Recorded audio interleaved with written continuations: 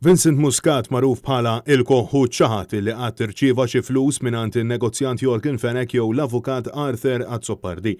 Dan kif il-kumpilazzjoni tax-xhieda tal-ħamis Melvin Thomas saħaq li Vince Muscat irċieva xi ħlas mingħand Fenech li qed jiġi akkużat b'kompliċità fil-qtil ta' Daphne Caruana Galizia u anke mingħand l-avukat Arthur Azzopardi. Fisem il-familja tal-koħħu l-avukat Mark Sant saħaq li huma qed jiġħdu kategorikament dawn l-allegazzjonijiet u lesti jieħdu azzjoni legali. Dan ifisser illi il-koħħu qiegħed ikiddeb ix-xhieda ta' Thoma l-unika persuna f'dan il-każ illi ingħata maħfra presidenzjali mill-gvern immexxi dak iż-żmien mill-eks Prim Ministru Joseph Muscat.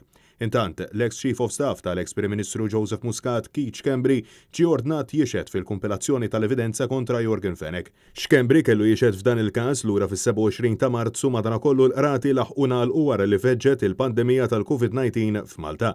Keith Schembri mhux mistenni jixhed fis-seduta li jmiss skedata għal-15 ta' Ġunju, iżda ser ikun qed jixhed sa 22 ta' Ġunju.